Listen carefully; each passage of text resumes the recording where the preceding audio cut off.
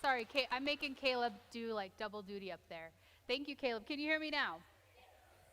Well, my name is Angela, and I'm one of our pastors here at Mountain Christian Center, and you have the privilege, or not so much the privilege, of listening to me today. But if this is your first time, like I've said every time I speak, if this is your first time here today, please come back. Pastor Terry and Pastor Cody do a really phenomenal job, so you owe it to yourself to come and hear them. Come back with us and join us again and hear them speaking. Well, if you've been with us, you know that our series for the past several weeks, the past 3 weeks, we're ending it today, has been on Don't Be That Guy. Don't be that guy. It's based out of Proverbs, and we've talked about the spender, we've talked about the fool, and funny enough, today I'm doing the talker. I feel like the people who know me are laughing. So the talker. Now, the way that this happened was we do our message planning, and so we're in our meeting, and they're like, okay, well, Angela, we think you're going to do the company you keep, like bad company corrupts good character, the friends that you have. And Pastor Cody was going to do the talker, and I was like, wait, what? You're going to do the talker and not me? So we let it go, and then about a week later, Pastor Cody came to me, and he's like, hey, do you want to do the talker? And I was like, I mean, I think it's appropriate that I do the talker. I am a person who talks a lot. I'm a verbal processor. Anyone a verbal processor, you got to talk it out. Thank you to my ladies, my few ladies out there, who are verbal processors. I am not a journaler. I have tried to journal. I tried to get into it in college. I tried to make myself do it. It's something that doesn't come naturally to me, and it's something that's not very therapeutic to me. I'll do it because it's like, oh, they journal and they're really great. I should journal. And then I sit down and journal, and it's fine, but it doesn't help me quite like talking about how I feel over and over and over again. And I'll wait a little bit, and then I want to do the same thing over and over and over again, because that's how I process, and that's how I work out how I feel. I don't even know how I feel until I start getting it out and unscrambling it. So if you're a verbal processor, I am with you, and this message is for you, and it's going to be so convicting and fun. They say on average that women speak 20,000 words a day. There are a few things in my life that I consider myself an overachiever in. My words is one of them. I talk a lot. So I'm an overachiever, and I'm certain that I speak more than 20,000 words a day. Brevity is not my gift. An example, I was telling Gina something, and I said, hey, I have something to tell you. I want to give you an update later. I can't right now, but this is the key word. And she's like, give me the Reader's Digest version. First of all, Gina, I hate when you say that to me. She says it a lot. I don't do Reader's Digest version, but I did, and so I said it in one sentence, and she's like, great job. And my immediate response was, but it was so unsatisfying for me. And that's how I felt. I felt like, that's not the same. It's not as good as like getting all the words out there that you want to say. And so I am a talker. I don't do well at Reader's Digest version. But that being said, being the talker, how many of us would agree that words stick? How many of us would agree that words stick? If I were to ask you, just to think about this, if I were to ask you, what's one of the hardest or worst things that someone has ever said to you? What's one of the hardest or worst things that someone has ever said to you? Or a hard thing? How long did it take you to think of that? Probably not long. It probably didn't take long to recall that thing that someone said to you. And the reverse is true as well. Can you think of a time when someone said something good to you?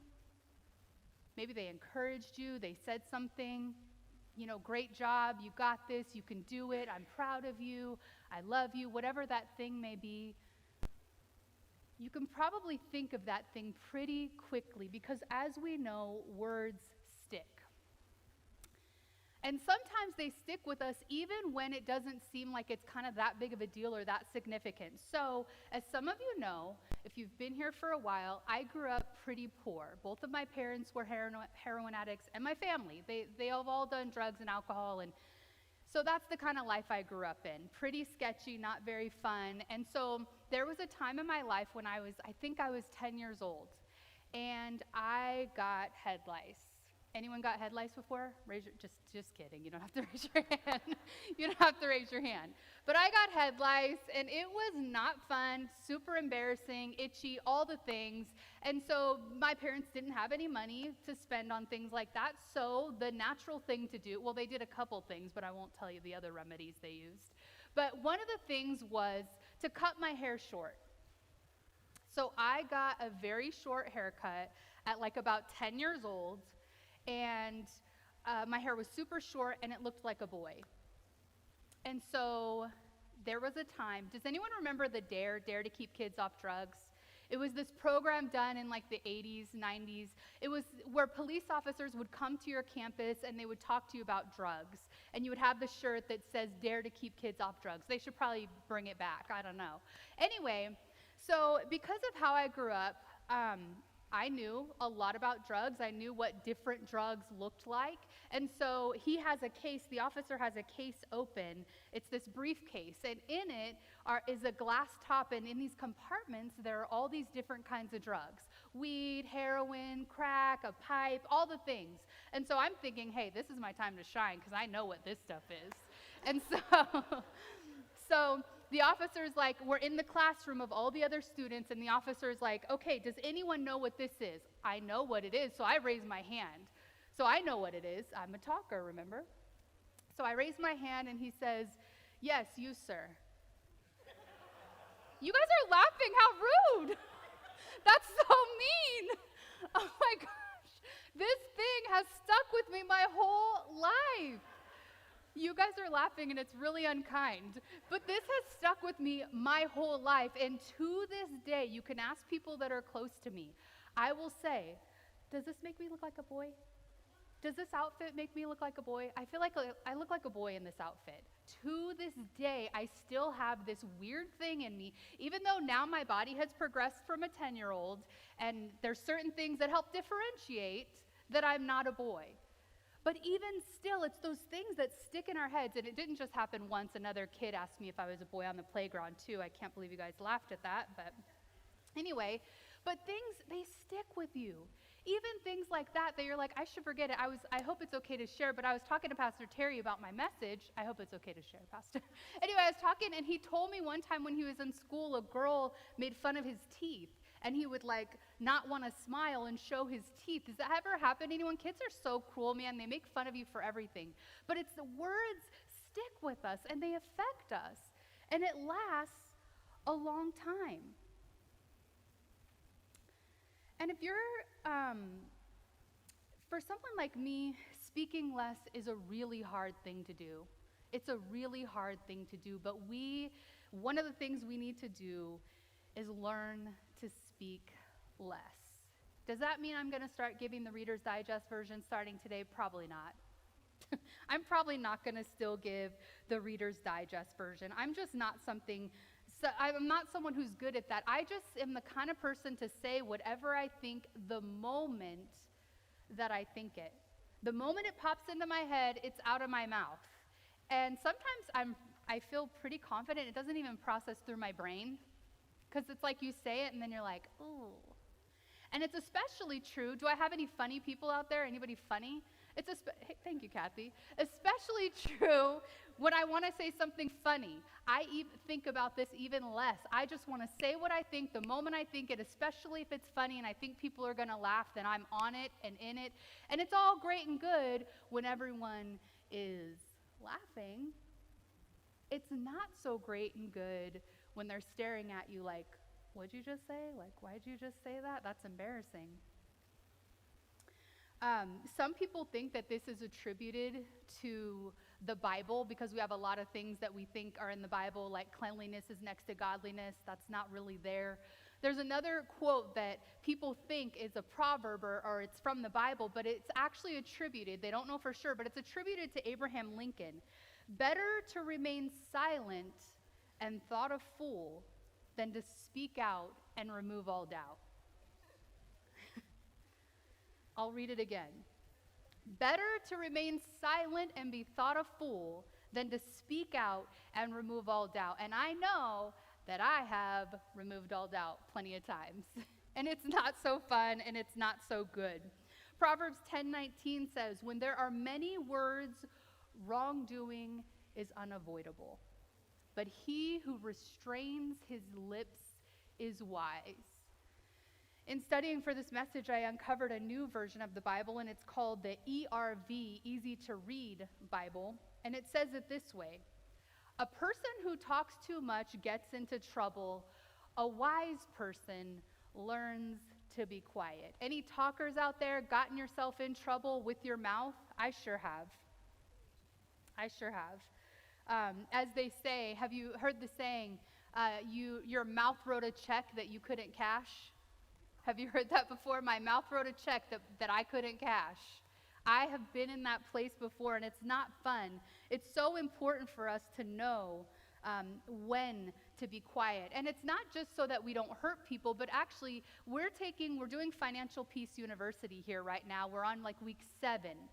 Do you know that one of Dave Ramsey's principles for getting a good deal, you're going to buy a house, you're going to buy a car, you're going to buy whatever you're going to buy, probably won't work for you at Rayleigh's, but whatever you're going to buy, do you know that one of his principles for getting a good deal is to know when to be silent?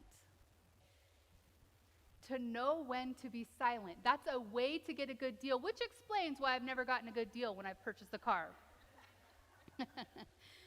But know when to be quiet. There's something to be said because it could save you thousands of dollars. So it's not just this like biblical principle, but just in life, know when to keep your trap closed, right? In studying for this and researching, I watched this clip on silence. And one of the quotes I thought was so good. True intelligence isn't in the abundance of words, but in the thoughtful, deliberate choice of when to speak and when to hold your tongue. True intelligence is not in the abundance of words, but in the thoughtful, deliberate choice of knowing when to speak and how to hold your tongue. Lord, help me with this. Psalm 141:3 says, set a guard over my mouth. Keep watch over the door of my lips. Set a guard over my mouth. Keep watch over the door of my lips. This message has definitely been convicting to me. I know that's for sure. And this is something that I want to work on. Even before this message and reading, when I got to this psalm in my Bible, I had, help me, Lord, with this. Because I know that there are so many times that I need him to set a guard over my mouth and to keep a watch over my lips. So don't be that guy. Don't be that guy, the talker, who says too much.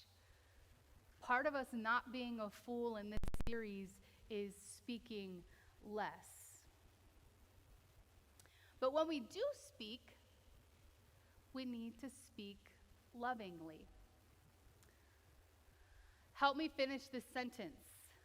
Sticks and stones break my bones, but words never hurt me.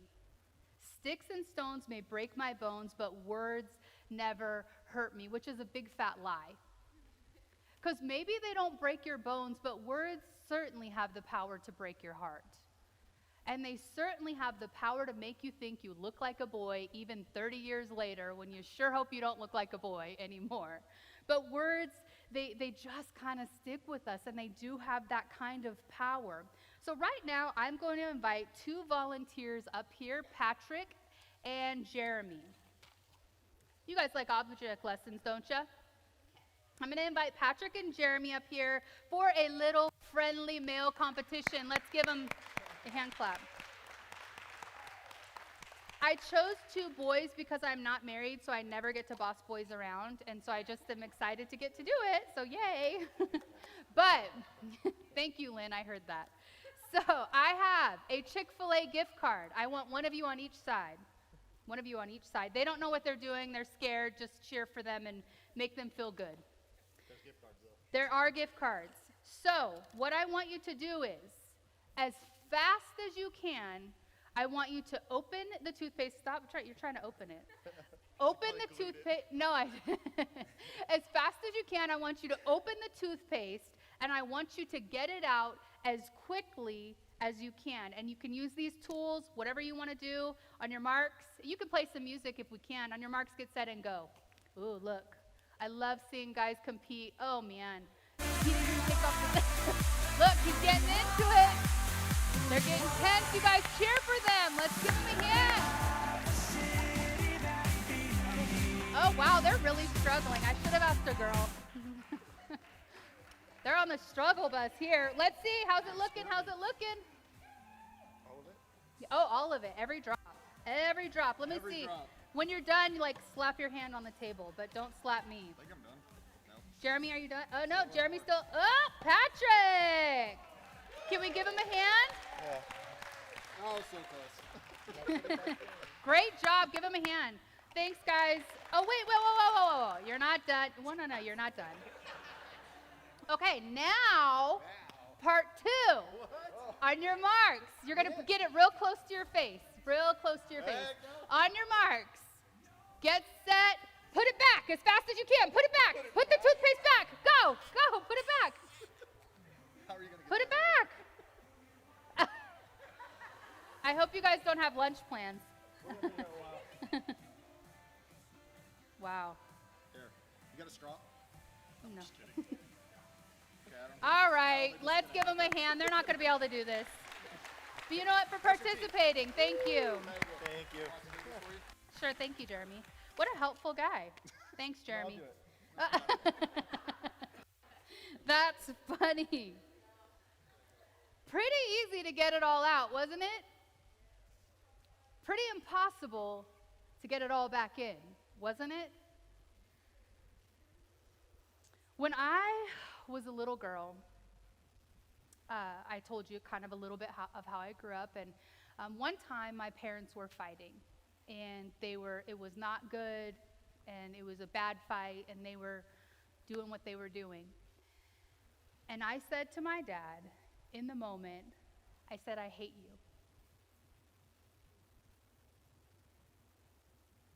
I told my dad I hated him.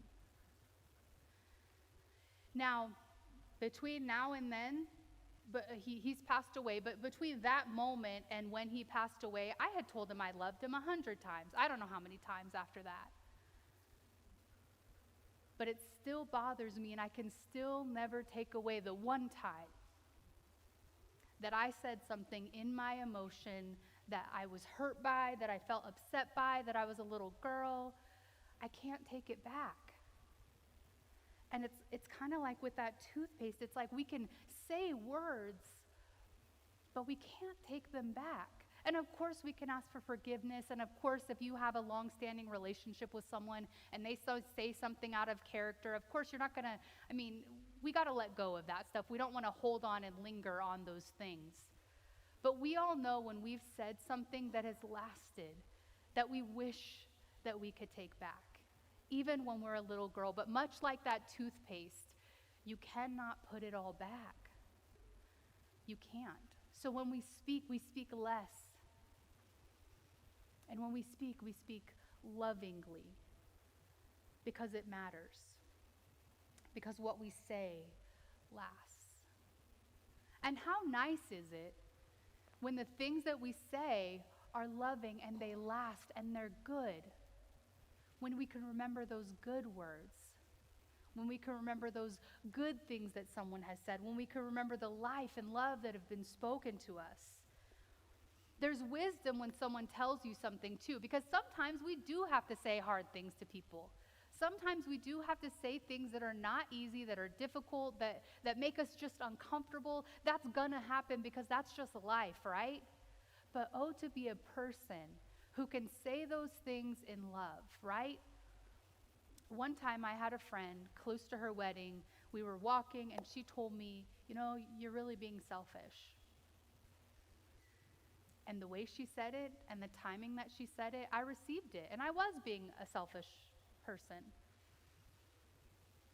When we can speak these words that we have to speak that are not always going to be the best, the greatest, all the things, when we can speak them lovingly, it matters. And that shows real wisdom when you know how. I haven't gotten there yet, but that shows real wisdom when you're able to do that. Proverbs 25:11-12 says, like apples of gold in settings of silver is a word spoken at a proper time. Like an earring of gold and a jewelry piece of fine gold is a wise person who offers rebukes to a listening ear. Does anyone know what this is? A bridle. Thank you for telling me. Look, when I first asked, this is how country I am. I mean, I am now in my heart, but I was like, hey, I was asking some friends, hey, do you know anyone with a horse bridle? And they're like, what? I was like, yeah, a horse bridle. And they're like, what? Do you know someone with a horse bridle? You put it on the horse's head, and they're like, bridle? So, just in case you're wondering, this is a horse bridle, not brittle. And even I was asking one of the girls out there, I was like, wait, give me the horse bridle. And she's like looking at me like, okay, this girl. This is a horse bridle. This goes where, for my people that do know? In the mouth. It goes in the horse's mouth. The horse is a giant animal, but this thing that goes in its mouth, just this little thing, not even a foot long, goes in its mouth and it can control it. In the book of James, there's a passage on speaking that I'm going to read where he talks about this very thing, and it's in James 3:2-10, and I'm going to read it. We all stumble in many ways. Anyone who is never at fault in what they say is perfect. Anybody perfect out there? Anyone who never stumbles in what they say is perfect and able to keep their whole body in check. When we put bits into the mouths of horses to make them obey us, we can turn the whole animal. Or take ships as an example. Although they are so large and are driven by strong winds, they are steered by a very small rudder wherever the pilot wants it to go. Likewise, the tongue is a small part of the body, but it makes great boasts. Consider what a great forest is set afire by a small spark. The tongue also is a fire, a world of evil among the parts of the body. It corrupts the whole body, sets the whole course of one's life on fire, and it itself is a fire by hell. All kinds of animals, reptiles, sea creatures are being tamed and have been tamed by mankind, but no human can tame the tongue. It's a restless evil full of deadly poison. With the tongue we praise our Lord and Father, and with it we curse human beings who have been made in God's likeness. Out of the same mouth come both praise and cursing. My brothers and sisters, this should not be. Out of the same mouth come praise and cursing. My brothers and sisters, this shouldn't be. There was a forest fire started by a lady in South Dakota. A 47-year-old lady threw her cigarette butt out the window and started a forest fire. It went on to burn for 2 weeks, burning 80,000 acres of the forest from her cigarette butt that she threw out the window. Something as small as a bit, something as small as a rudder on a giant ship, something as small as a cigarette butt, and something as small as our tongues have so much power. And because they have so much power, we need to speak less, and we need to speak lovingly, and we need to speak life. Because we have that power to speak life. There was a girl in college. We had this sister-to-sister meeting, which was like basically for all the girls on campus, and they'd do it every quarter or year, whatever it was. And this girl's name was Heidi Gockler, and she was a leader there, and she was talking about her friend Julie Eastland in front of all the girls. And so she says, you know, my friend Julie, I have never heard Julie say an unkind thing about anyone ever. That compliment, I've never forgotten it. I know someone couldn't say it about me. I wish that they could. But I've never heard her say an unkind thing about anyone. And do you know what that makes me feel? It makes me feel that my name is safe in her mouth. That when she talks about me, it's not negatively, it's kind and good. And she doesn't say those negative things. And it's so easy to get caught up in gossip, isn't it? It's so easy to want to say the thing and share the story, and we can guise it however we want to guise it, like pray for so-and-so because she's getting a divorce, and, you know, but really, what did you really want to say? It's so easy for us to get into that habit of talking negatively. Oh, did you see what she was wearing? And it's like, my brothers and sisters, that shouldn't be this way. We shouldn't be like this. We should be like Julie Eastland, that someone could say of us, hey, I've never heard that person speak ill of someone. My name is safe in their mouth. When they talk about me, I know it's not going to be this negative tearing down, but of lifting up. Proverbs 18:21 says, death and life are in the power of the tongue, and those who love it will eat its fruit. And I love how it says it in the Message version. Words kill, and words give life. They're either poison or they're fruit. You choose. Words kill and words give life. They're either poison or they're fruit. You get to choose, and I get to choose. Proverbs 16:24 says, pleasant words are a honeycomb, sweet to the soul and healing to the bones. Has anyone ever said something to you when you were at a place, a season, in a bad way? And they said to you something that just brought healing to you, something that you needed to hear that you didn't even know you needed to hear. And sometimes it's not even, it can just simply be holding your face and saying, it's okay. It's going to be okay. And you're going to be okay. Has that spoken life to you? Sometimes it's not in all of these grand things that we say, because simply we have the power to speak life with our tongues. We can speak encouragement into situations. We can speak hope into hopeless situations. We can speak life into death situations. We can speak peace into anxious situations. We can speak deliverance into bound situations. That's the power that we have with our tongue, and we get to use it. It's either poison or it's fruit. You choose, and I choose. It's either poison or fruit. What's it going to be? I want to invite our worship team up here.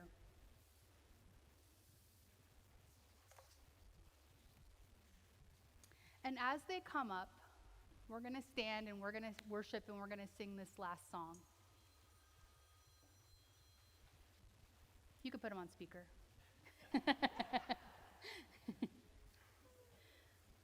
They might want to hear too. But I want to take a second before our worship team starts. And I want to encourage us. If you're like me and you feel convicted, it stinks when you start replaying all the things that you've said. And if you're a talker, you know that, where words are many, sin is not absent, right? I don't want us to be condemned, but I want us to be convicted if there's room for conviction. But even more, I want us to be empowered with the power that the Lord has given us to speak life, to speak hope, to speak peace, to speak deliverance.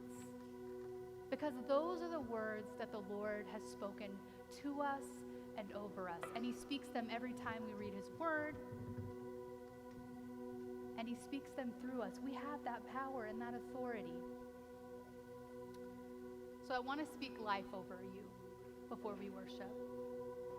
I want you to close your eyes for a second, and I want you to receive this as life. May the Lord bless you and keep you. The Lord make his face to shine upon you and be gracious to you. The Lord turn his face toward you and give you peace. This morning, may the Lord bless you and may the Lord keep you. May the Lord make his face shine upon you and be gracious to you.